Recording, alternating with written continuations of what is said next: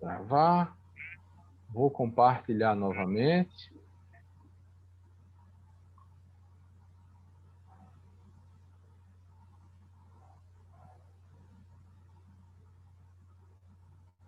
Epa, vamos lá. Vamos recomeçar aqui. Então, a gente está falando do domínio das emoções no processo evolutivo. Aí a gente precisa entender melhor como é que isso acontece na gente, para que a gente possa, a partir de então, administrar melhor as nossas emoções e não ser simplesmente as emoções. Então, já falamos aqui que somos, houve a pergunta se somos corpo ou espírito, né? E falamos que espírito é o ser inteligente que povoa o universo, e o corpo é esse envoltório que está apto a receber esse espírito. E qual dos dois sente ansiedade? Se é o espírito ou o corpo? Percebemos que quando tomamos um medicamento, a ansiedade se abranda, mas o núcleo da ansiedade o núcleo que fornece todas as informações para que você sinta ansiedade continua em atividade. Então, para a gente entender melhor, a gente trouxe aqui, né, a ampliação da pergunta, se somos matéria ou espírito. Primeiro colocamos o corpo, em seguida o espírito, e a conjunção dos dois, nós somos alma. Espírito é o espírito fora do corpo. É assim que a gente compreende. Alma é o espírito encarnado. Então, enquanto eu estou aqui encarnado, eu refiro ao meu espírito como alma. E ela faz essa conexão entre o ser espiritual em si, a consciência espiritual, e as reações no corpo. Então, a alma é onde a gente vai começar a entender todas as nossas emoções. Então, vamos lá. O que seria o corpo? O corpo seriam as nossas sensações físicas. Se a gente for analisar mais a miúde, são as reações químicas e os impulsos elétricos do nosso corpo também. O que seria o espírito? O que seria desse corpo as manifestações dos sentimentos? Todos os sentimentos que eu vou ter, eu consigo manifestá-las no meu corpo. Se eu tenho amor por alguém, eu vou demonstrar, eu vou sentir. Quando eu vejo aquela pessoa, eu me encho de felicidade. Meu coração bate mais forte. Eu fico com o olhar com brilho. Ao mesmo tempo que, se eu tiver ódio de alguém, eu vou expressar isso com a rigidez muscular, com o olhar fixo, franzindo. Então, a gente termina demonstrando no corpo. Além de que, internamente, temos as reações químicas. Se você sente amor por alguém, você libera no seu corpo hormônios que vão te fazer bem. Se você sente ódio, mágoa de alguém, você vai liberar hormônios que vão se tornar toxinas em seu corpo. E o que seria o espírito? O espírito são os sentimentos. Os componentes que existem no espírito são os nossos sentimentos e nossos pensamentos. Os componentes que existem no corpo são as sensações físicas, os impulsos elétricos e reações químicas. Então, entendendo que no meu corpo as sensações físicas são os componentes do corpo, que são as manifestações dos sentimentos, entendendo que no espírito eu tenho como componente do espírito os sentimentos e os pensamentos. Vamos entender isto. Quando eu faço a união dos dois, ou seja, das sensações físicas, que são os componentes do corpo, mais os componentes do espírito, que são os sentimentos, o que é que eu tenho? As emoções. Então, o que seria a emoção? A emoção é a junção dos componentes do corpo mais os componentes do espírito. Então, vamos lá. Deixa eu passar para esse quadrinho aqui. Componentes do espírito. Eu posso considerar como componentes do espírito o amor, o orgulho, a vaidade, o egoísmo, a inveja, a insegurança, a culpa, a dor moral. Como componentes, a gratidão. Como componentes do corpo, o desejo sexual, a própria TPM, a fome, o sono, a raiva, a dor física. Tudo isso são componentes do corpo. Então, na hora em que eu faço a junção de dois, por exemplo, o amor e o desejo sexual, eu vou ter a paixão. O que é a paixão? É uma emoção. A paixão é emoção. E a emoção, ela tem um componente que a gente vai ver mais na frente, que faz a gente não analisar perfeitamente. Por isso que a gente não é muito difícil a gente ver pessoas apaixonadas fazendo besteira, tomando decisões impensadas, decisões que venham, de fato, a atrapalhar todo o processo. Então, quando nós unimos um componente do corpo e um componente do espírito, isso é transformado em emoção. Se a gente analisar dentro de um processo evolutivo, imagine que essa base aqui é quando o espírito ele é criado por Deus e vai ter, pela primeira vez, a chance de encarnar. Que no nosso planeta, a gente já não tem mais esses espíritos simples e ignorantes, né? Isso aí, quando a Terra iniciou seu processo, né, na era primitiva, os primeiros espíritos a encarnarem, eles eram espíritos simples e ignorantes. Imagine que aqui no topo é a fase final, ou seja, é quando o espírito ele galga um conhecimento, um status moral que ele não precisa mais reencarnar. Então, essa etapa é a etapa onde muitos espíritos não precisam mais reencarnar. Vamos lá. Qual seria um espírito que não precisaria mais reencarnar? Francisco de Assis? Chico Xavier? Poderia ser Madre Teresa de Calcutá? São espíritos de uma envergadura onde já passaram por tantas dificuldades e aprenderam tanto com isso que o seu caminho moral chegou ao objetivo, talvez sem precisar mais reencarnar neste plano terreno. E imagine que essa linha que divide esse retângulo, nessa parte verde aqui, são os componentes materiais, componentes que ainda nós valorizamos, né? Podemos chamar dos componentes que nos ainda tornam muito material, uma necessidade imensa de fixar-se a esse plano. E com isso, não entenda só como matéria, né? Mas entenda como a necessidade da matéria, como de ter as coisas, de possuir certos poderes, né? Entra aí dentro desses componentes materiais aquilo que alimenta o orgulho, que alimenta a vaidade, então tudo aí, tudo misturado. Imagine que nessa parte amarela existem os componentes espirituais. Então são os componentes mais trabalhados, os sentimentos mais trabalhados, né? Como o amor, a gratidão, todos eles estão nessa parte amarela. Então imagine que aqui embaixo nós temos nessa parte verde a base, 99% da influência material. É o que nós sofremos, influência material.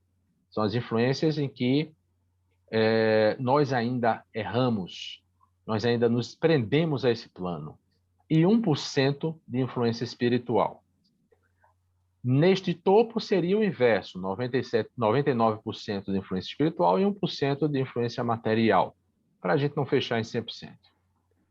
Então, se eu estiver nesse patamar aqui, onde eu marquei essa linha vermelha, eu teria 80% de influência material contra 20% de influência espiritual. Aí eu lhe pergunto, eu nesta fase, eu teria uma tendência mais para o material, mais para o negativo, para a ordem mais primitiva, animalesca, ou eu seria muito mais leve, mais espiritualizado? Animalesca. Nessa fase eu estaria numa fase mais animalesca, né? Eu seria uma pessoa mais rude, eu seria uma pessoa mais reativa, eu seria uma pessoa que eu queria saber do ter e não do ser. Com esse percentual, né? Neste percentual. E aí vamos, né, estudando, passando pelas nossas dificuldades, os problemas que nós enfrentamos, as dores que sentimos. Quando nós damos a devida atenção àquilo, ao aprendizado que nós podemos tirar daquela experiência, nós vamos evoluindo e vamos melhorando. E aí vamos subindo a escala. E aí imagine que eu esteja nesta fase aqui. 20% de influência material, 80% de influência espiritual. Eu serei, sim, uma pessoa mais espiritualizada. Eu serei uma pessoa que teria a razão antes de qualquer reação. Eu serei uma pessoa que alimentarei os bons sentimentos, como o amor, o perdão, a gratidão, Caridade. a caridade, a solidariedade, estará tudo aqui, né? Tudo aqui. Então, eu terei 80%, né, de chance de acertar nas minhas decisões, porque eu estarei mais racional. Eu estarei pensando, refletindo, inquirindo a mim mesmo, eu estarei planejando todos meus pensamentos e atitudes. Diferente daqui. Aqui eu sou mais reação. Aqui eu sou mais razão. E logo eu sofrerei mais influência espiritual. Então, esse aí é quem domina, é quem administra praticamente os nossos comportamentos. Não importa quais, mas são as influências que nós recebemos. Nesse estado aqui, eu estou mais consciente do meu eu e da minha relação com o Pai. Obviamente, eu nesse estado sofrerei muito menos influência dos espíritos ligados à matéria, ligados ao ter e às coisas mundanas. Eu estarei acima, mais livre deles, porque minha vibração é outra.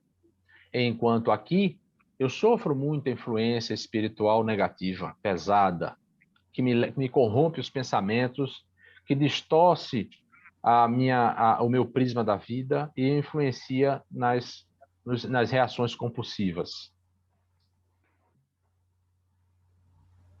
Joana de Ângeles, no livro Conflito Existencial, ela diz o seguinte, que a culpa ela é resultado da raiva que alguém sente contra si mesmo, voltada para dentro em forma de sensação de algo que foi feito. Então, a Joana, ela quer nos mostrar aqui que a razão da gente adoecer está muitas vezes ligada à culpa, que é exatamente essa raiva que você sente de si. É a raiva de não ter conseguido aquilo que deveria ter feito, é a raiva, muitas vezes, da ignorância que o ser carrega consigo, em não enxergar que aquilo que ele errou por ignorância e que pode se trabalhar para não errar mais. E é essa culpa que muitas vezes nos coloca em condições de agredir ou de nos autopunir.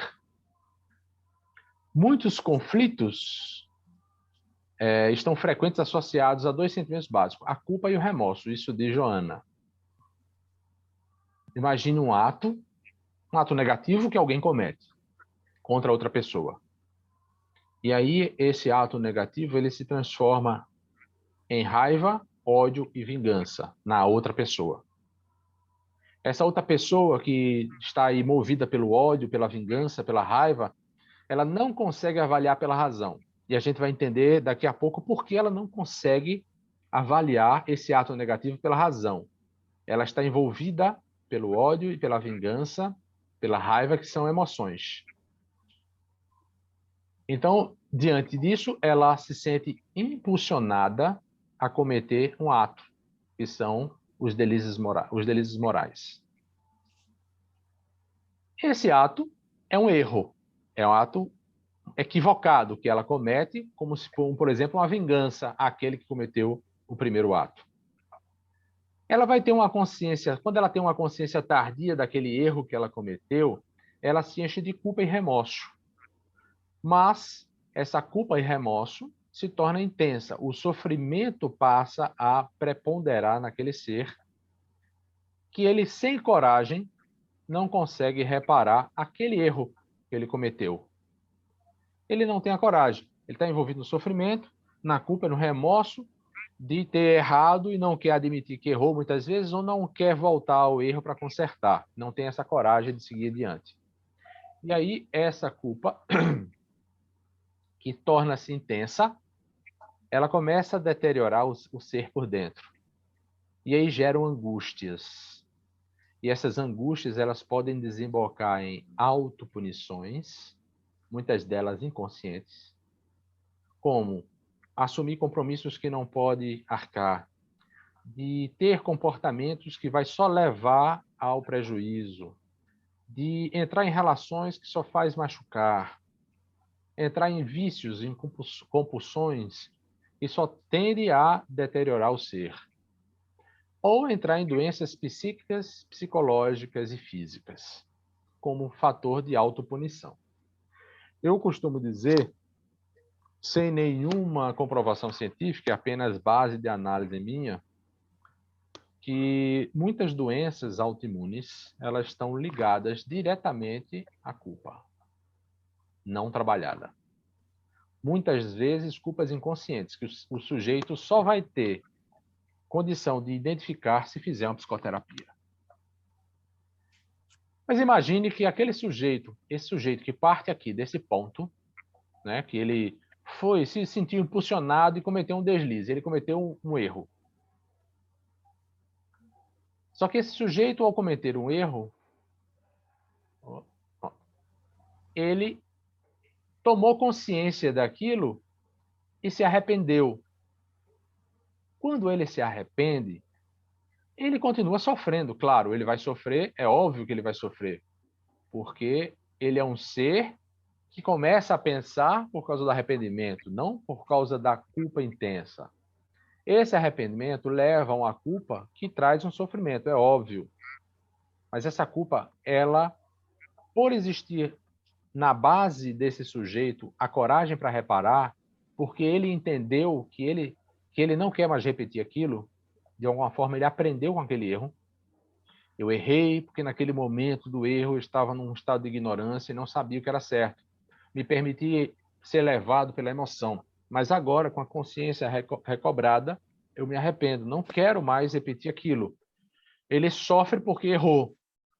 E esse sofrimento faz ele ter a coragem de fazer o bem, de consertar aquele erro.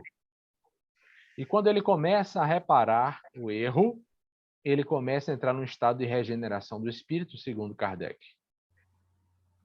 E aí isso entra na lei do progresso. Esse sujeito passa a progredir. Ele não adoece. Ele não entra num estado de autopunição. Ele não entra num estado de doenças psíquicas, físicas e psicológicas. Ele entra num estado de regeneração. E aí eu digo muitas vezes, faça um exame de consciência diante daquele erro. Se você voltasse naquele erro com a consciência de hoje, você erraria do mesmo jeito? Se a resposta for não, é porque você entrou nesse quadro de arrependimento e de reparação. Você está em progresso. Se a resposta for sim, você está mergulhado na culpa intensa. E você não vai conseguir sair dela tão fácil, que pode estar levando a você a uma autopunição ou algum tipo de doença. Se você volta para o erro, na época do erro, com a consciência da época, você ia errar de todo jeito. Você volta no tempo. Não é possível, mas vamos imaginar que se fosse possível. Voltei no tempo com a mesma cabeça da época. Eu vou errar de novo. Mas se eu volto com a cabeça atual e eu não erro, é porque eu progredi. Então, é muito importante a gente fazer essa autoanálise para que a gente não caia nas arapucas da culpa e das autopunições.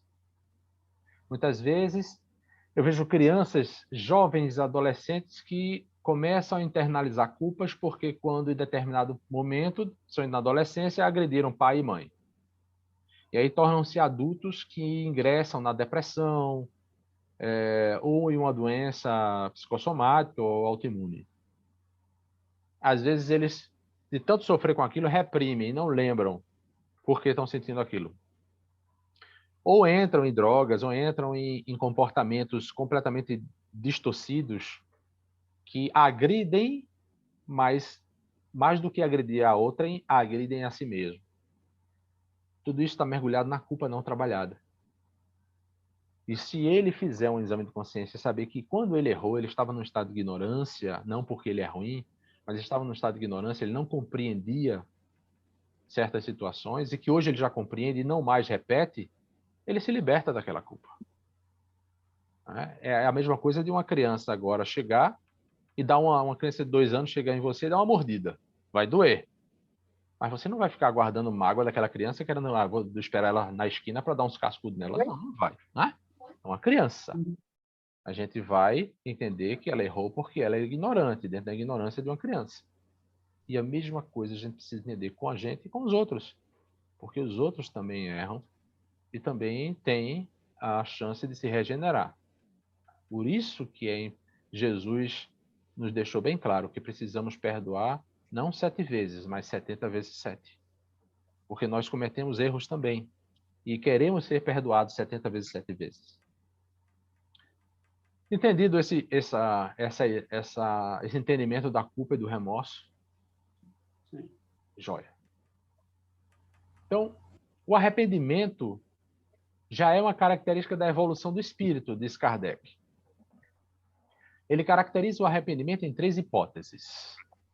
A primeira hipótese é o desejo de melhora, que implica em reconhecer que ainda somos imperfeitos e nós precisamos nos melhorar a cada instante. O segundo é o sentimento de culpa, não aquela culpa intensa, mas é aquela culpa que faz você ir para o progresso e para a evolução, que é o arrependimento. Né? Não como a culpa intensa, que ele coloca aqui, não como prisão mental, moral e espiritual, que essa é a culpa intensa. E o terceiro é o esforço, né, que é com a vontade e a força, o desejo e a força de vontade de reparar toda e qualquer situação que foi cometida de forma equivocada. Então, são essas 3 hipóteses que caracterizam o arrependimento. Então, precisamos ter nessas 3 hipóteses o desejo de melhorar quem somos, o sentimento de arrependimento, ou seja, de culpa que nos empurra ao progresso, que é o arrependimento, e o esforço para nos melhorar. Então, essas 3 hipóteses a gente tem que ter bem claro em nossa cabeça, para que a gente entre na evolução. No Livro dos Espíritos, na questão 909, a pergunta feita por Kardec aos espíritos... Deixa eu só ver uma coisa aqui, gente. Peraí. Não é amanhã, não, amor. Amanhã é de quarta, é na quinta. A pergunta que Kardec fez aos espíritos, que é a questão 909, é a seguinte: o homem poderia sempre vencer suas más tendências pelos seus esforços? E a resposta dos espíritos foi muito objetiva, que sim, e algumas vezes com pouco esforço, mas é a vontade que lhe falta. O que eles quiseram dizer com isso? Que todas as más inclinações que nós temos, elas podem ser trabalhadas. O arrependimento é o caminho desse trabalho.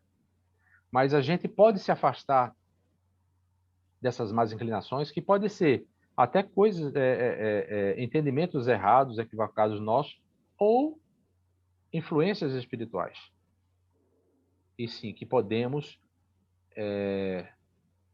sempre vencer essas más inclinações, dependendo do nosso esforço. Mas a gente muitas vezes não vence essas más inclinações com esse esforço que precisa ser mínimo, porque a nossa vontade falta. Muitas vezes a gente não tem essa vontade, essa força de vontade de nos melhorar. Sempre colocamos à mercê do outro, ou de alguma coisa, ou de Deus, o sentido de nossa melhora, do afastamento do mal. E não é assim. Eu vejo pessoas passando por situações que põem o joelho no chão e começam a pedir a Deus que aquilo melhore, que aquilo mude, mas não faz nada para que aquilo melhore. Não move um graveto para aquilo melhorar. E aí como é que quer que Deus faça tudo, né? Então, é importante que a gente tenha essa compreensão de que nós somos co-criadores e responsáveis por nós. Né? Na questão 919, também no Livro dos Espíritos, qual o meio prático e mais eficaz que o homem tem de se melhorar nesta vida e de resistir ao arrastamento do mal? E aí vem uma resposta de Santo Agostinho, que ele diz: um sábio da antiguidade vou-lo disse, conhece a ti mesmo. Então, o melhor caminho, o meio mais prático e eficaz para que a gente resista ao arrastamento do mal é o autoconhecimento. E o autoconhecimento, ele precisa ser trabalhado, como hoje, mais do que nunca precisa ser trabalhado, que é voltar-se para si mesmo e fazer as perguntas, as reflexões sobre seus pensamentos, suas intenções, seus comportamentos. Naquilo que você achar que está no desvio, conserte em seguida. E vá trabalhando a cada erro seu que você encontrar, comece a buscar a melhora daquilo ali. E a gente vai, com isso, nos autoconhecendo e progredindo nessa escala evolutiva. Falando de autoconhecimento e autodescobrimento, a gente traz como autodescobrimento o compreender nossos limites reais, nossas falhas e nossas verdadeiras aspirações, que hoje está muito confundida tá muito confuso, muito conflituoso isso, porque misturou-se com as aspirações coletivas. O ser se tornou tão coletivo e depois do celular e o mau uso do celular, o ser começou a valorizar o que são as aspirações coletivas e foi esquecendo das aspirações íntimas, não aquelas aspirações do ter, mas do próprio ser. E a gente começou a se distanciar disso. O autodescobrimento é exatamente você compreender esses limites para poder trabalhar. Eu só posso iniciar uma jornada quando eu sei por onde eu vou começar. Eu só vou a um médico para resolver meu problema se eu tiver consciência que tenho aquele problema. Caso contrário, eu não vou.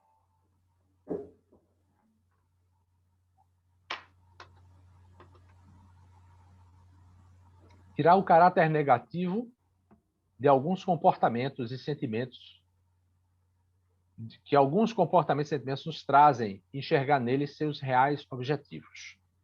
É aquilo que eu costumo dizer, que nos problemas que nós enfrentamos, ao invés de maldizê-los, precisamos entender que eles nos traz um aprendizado.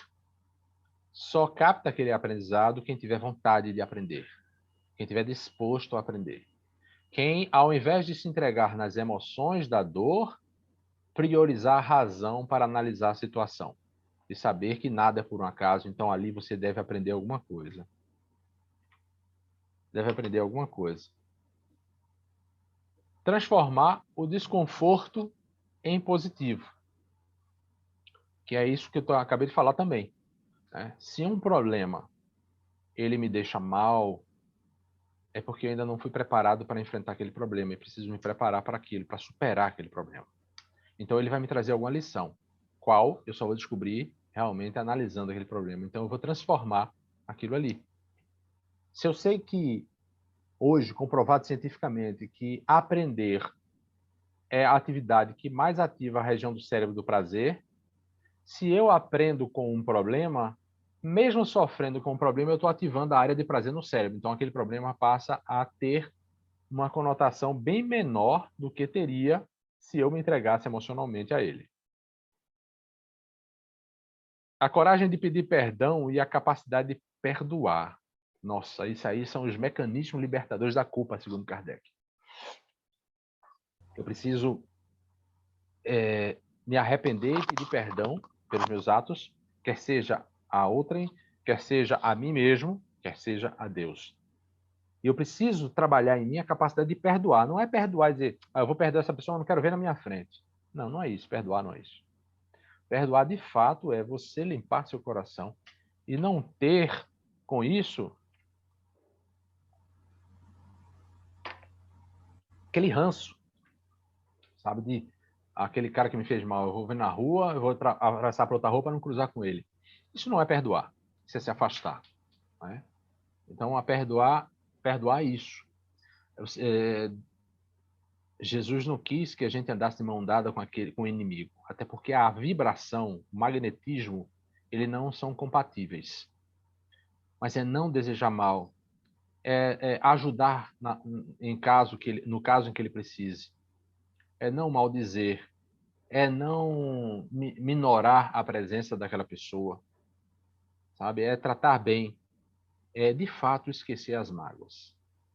Porque quanto mais você esquece as mágoas, mais leve você fica.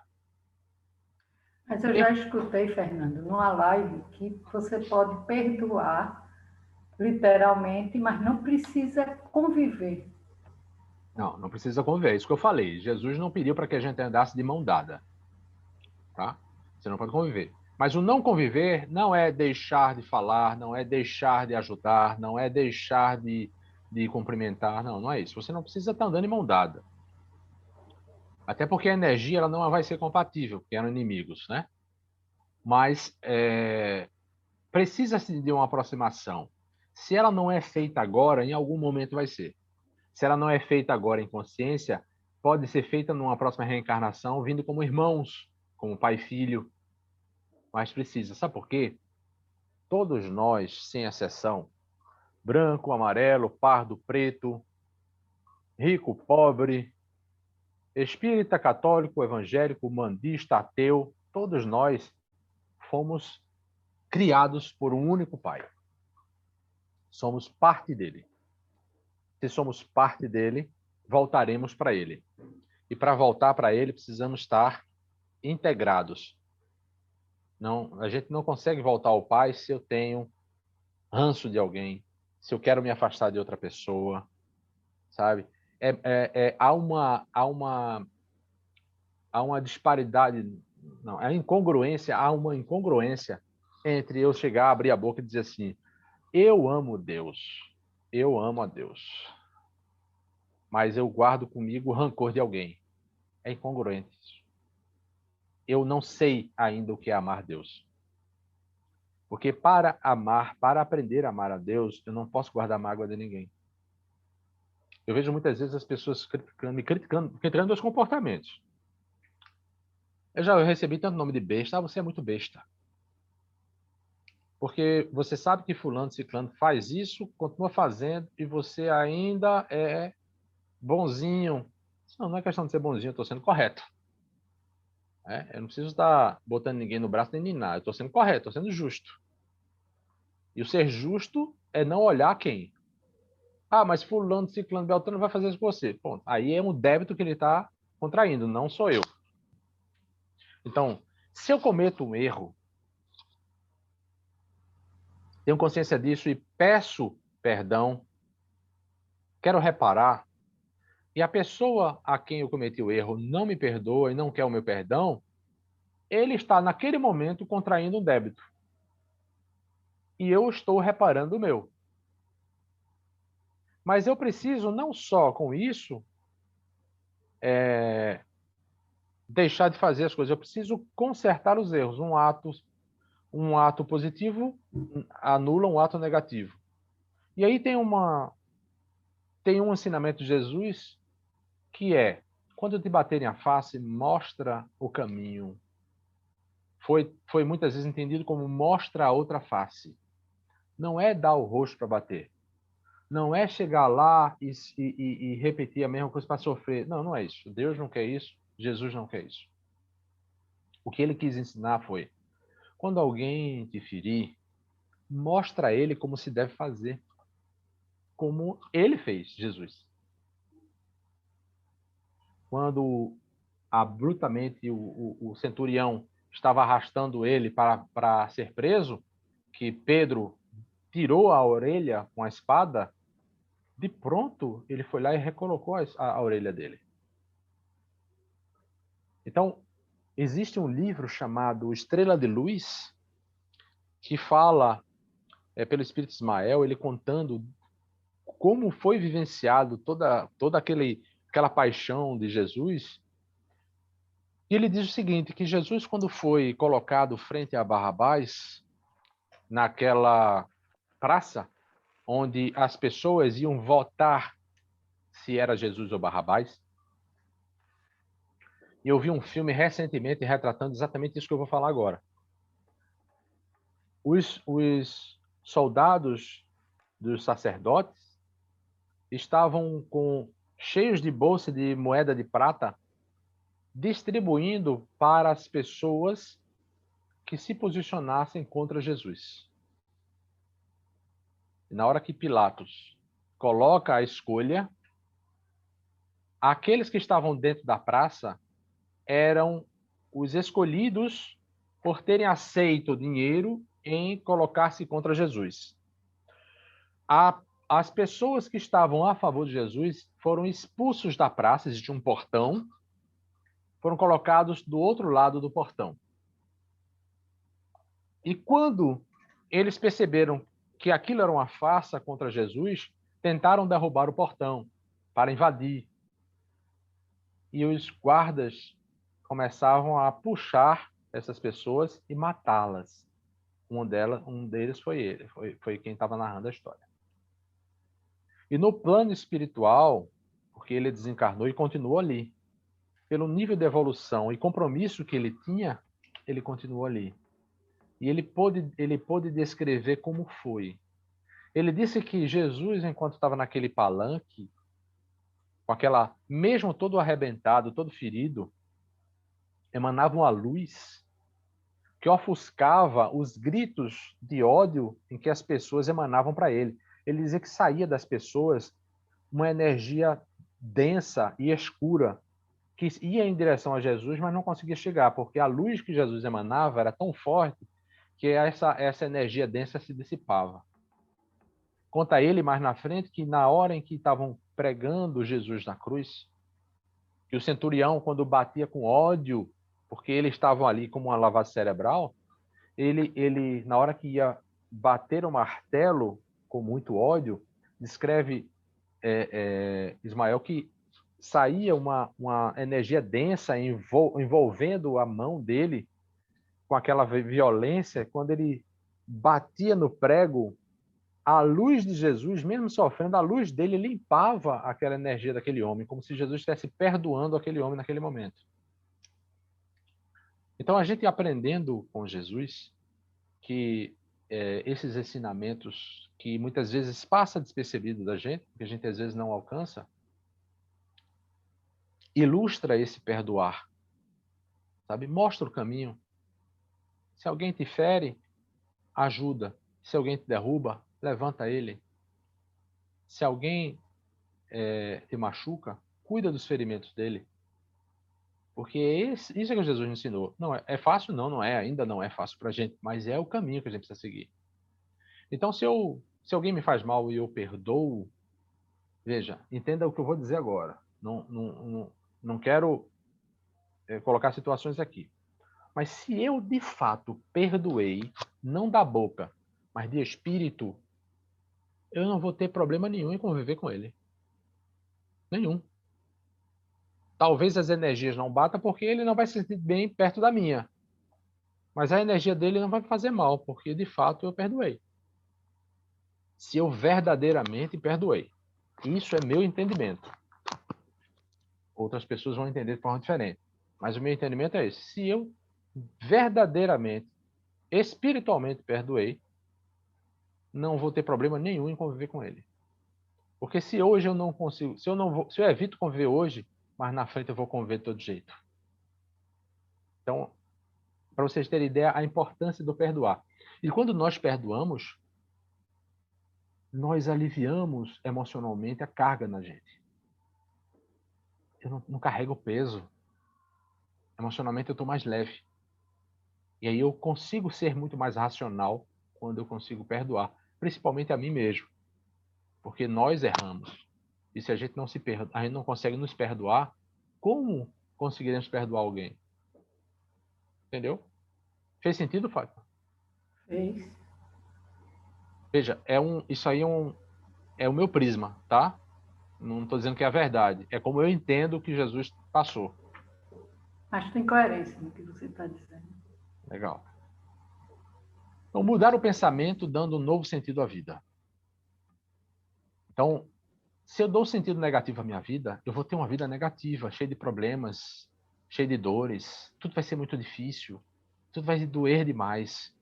Se eu dou um sentido positivo à minha vida, os problemas não...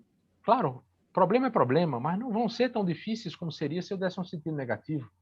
As dores não serão não machucarão tanto como machucaria se eu der um sentido negativo. Porque você ter sempre a esperança de que nada acontece por um acaso, que Deus quer que eu aprenda alguma coisa, e se Deus quer que eu aprenda alguma coisa, Ele está comigo, então eu não preciso sofrer tanto. Eu preciso aprender com esses erros. Eu preciso aprender com esses problemas. Como mudar nossos pensamentos? E Joana nos disse, sem uma vontade bem direcionada, não há vida saudável. Então, mais uma vez, as pessoas dizem, não consigo mudar meus pensamentos. Você não consegue mudar porque não quer. Porque o que faz a gente mudar os pensamentos é a vontade. Se você não tem a vontade, de fato, você não vai mudar. Vai ser difícil. Pela vontade e pela fé, pela crença, pela certeza de que você consegue mudar, de que você não está só, de que você está fazendo o que é certo. Mas tudo começa pela vontade. Até para ter fé, eu preciso ter vontade, senão eu não tenho fé.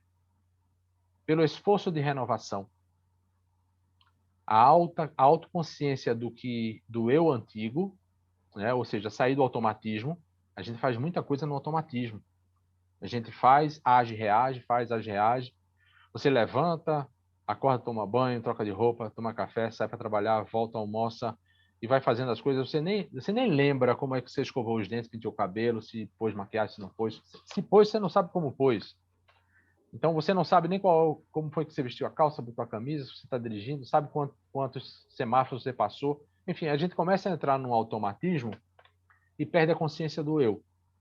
E a gente precisa fazer esse exame de consciência todos os dias, saber o que é que errou, o que é que acertou, o que é que você pode melhorar, né? Raciocinando, saindo do emocional, para que no dia seguinte a gente comece a reparar isso, como Santo Agostinho nos colocou. Né? Pedir o uso da razão.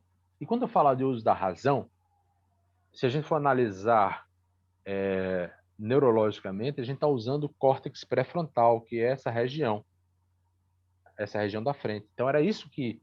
E se a gente analisar todo o Evangelho de Jesus, que é um verdadeiro tratado de psicologia, você vai entender que a gente só vai poder ou vai conseguir pôr em uso cada palavra do Evangelho de Jesus se a gente usar a razão. Se a gente usar a emoção, a gente não consegue. Por exemplo, perdoar. Se eu perdoo alguém de espírito, eu vou conviver bem com essa pessoa. Mas se eu perdoo alguém, aí eu fiz uso da razão. Mas se eu perdoo alguém pela emoção, eu não quero ver essa pessoa na minha frente. Não quero conviver com ela. Porque se ela vem para minha frente ou vem conviver comigo, possa ser que volte tudo e eu tenha raiva e a gente comece um novo conflito. Então não houve perdão. Então, novos padrões de pensamentos, criar uma nova mente, uma mente criativa, novos sentimentos e novas emoções. Questionar-se como seria se eu fosse Jesus ou se eu fosse alguém diferente.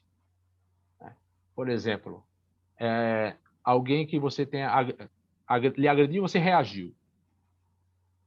Aí tem todo aquele dissabor da reação, aquele conflito. E se você perguntasse assim, depois que aconteceu, poxa, se eu não tivesse reagido, se eu fosse uma pessoa mais calma, comedida e não tivesse reagido, como seria agora?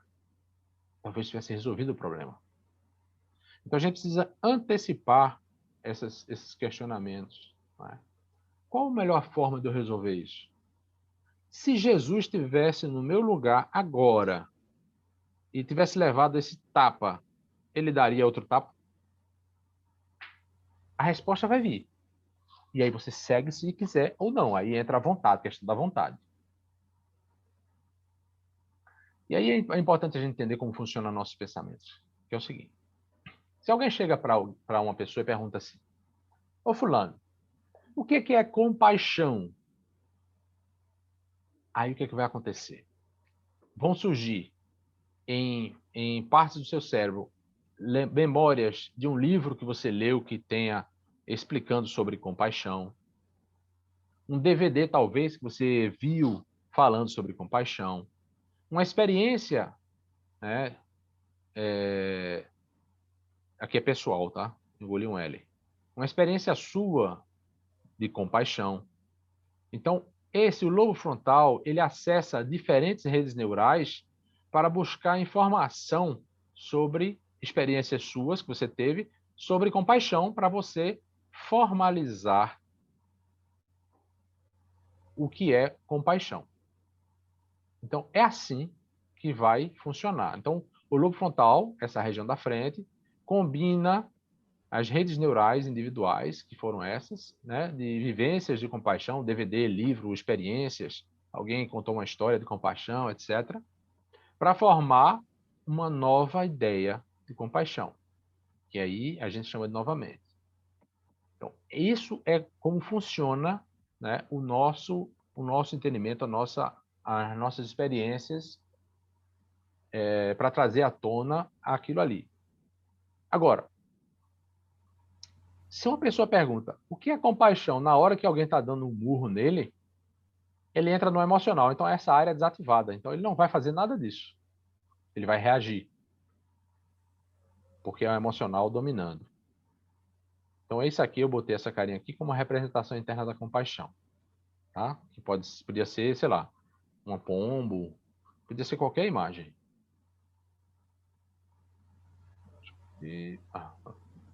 Ainda continuando com mudar o pensamento. Novos hábitos e repetições para a criação de novos mapas neurais, que seria o estado criativo. Então, o lobo frontal, esse, fica extremamente ativado e reduz o volume dos circuitos do restante do cérebro. Ou seja, quando nós estamos pensando de forma orientada, quando nós estamos raciocinando, estamos usando a razão, todas as outras áreas, todos os outros circuitos, eles diminuem a atividade para que essa tenha ênfase, seja mais ativada. É assim que funciona. O contrário acontece com a emoção. Quando nós estamos dentro de uma vibração emocional, um medo muito forte, uma raiva muito forte, essa área é desativada. Ela não é ativada. Então, você não pensa, você não reflete, você só reage. A emoção faz a gente reagir. Essa aí é por isso que muitas vezes a gente está aí, não, eu agi sem pensar. Não, você não agiu sem pensar, você agiu sem raciocinar sobre os seus pensamentos na hora. E aí eu trago o Evangelho segundo o Espiritismo, capítulo 11, que é a lei do amor, a parte 1, que traz o seguinte: no seu ponto de partida, veja que interessante, no seu ponto de partida, o homem só tem instintos. Então, no ponto de partida, o homem ele é movido pelos instintos, pela a região do cérebro mais primitiva, de reagir, de se salvar. Então, no início, ele só tem instintos. Mais avançado e corrompido, só tem sensações. Então, na medida que vai avançando e vai surgindo os prazeres da vida que vão corrompendo esse homem, ele valoriza as sensações que ele sente, que ainda é algo do corpo, né? As sensações físicas, algo do corpo. Mais instruído e purificado. Purificado não é Deus que vai vir boa mão e purificar, não. Purificado é você enfrentar todos os dissabores que a vida te apresenta e você aprendendo com aquilo, se melhorando, mudando suas reações, refletindo, sabendo perdoar a si e a outrem, né? Você usando da gratidão, você vai ter sentimentos. Lembra? Sentimentos é componentes de quê? Vocês lembram isso no começo? Sentimentos é componentes de quê? Do espírito e não do corpo. Então, gente, era esse estudozinho que eu quis trazer hoje para vocês.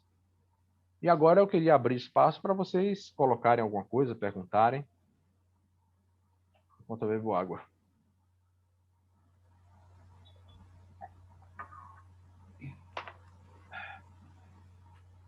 Dúvidas? Pode perguntar, gente. Não sei se vou saber responder as perguntas, mas...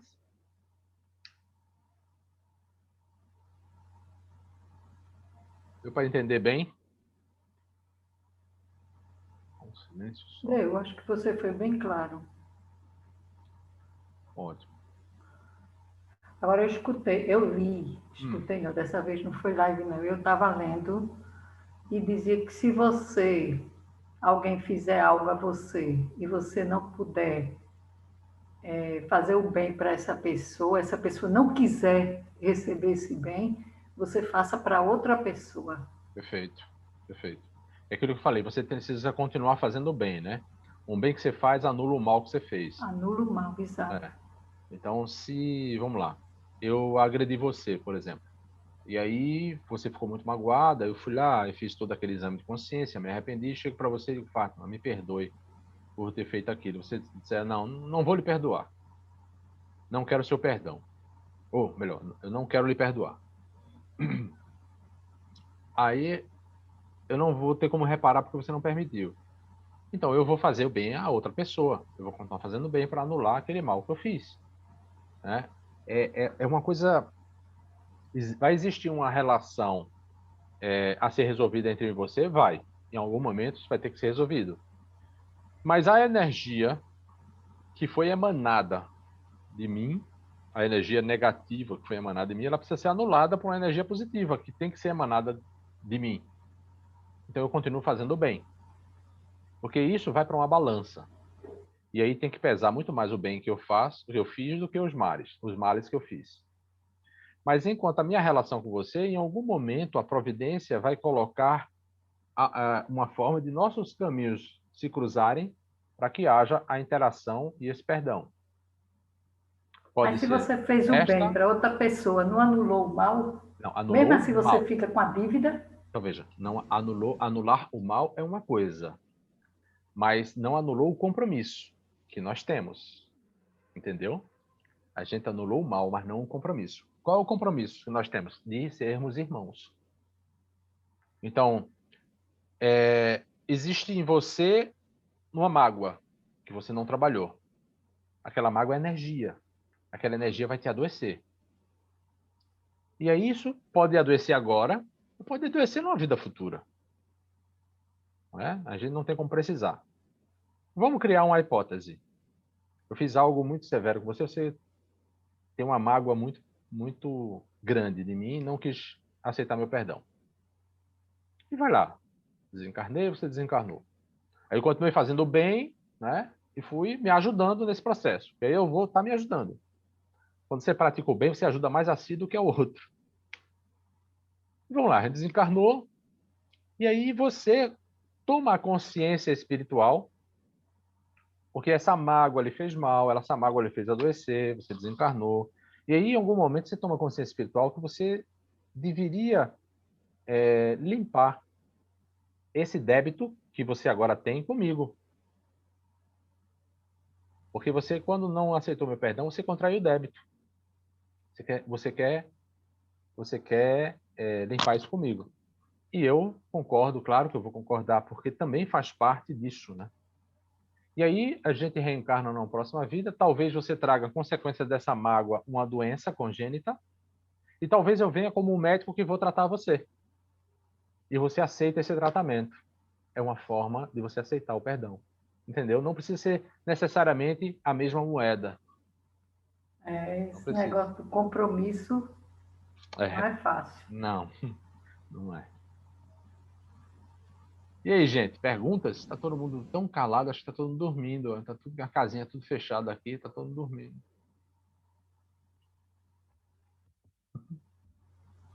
Perguntas? Posso encerrar?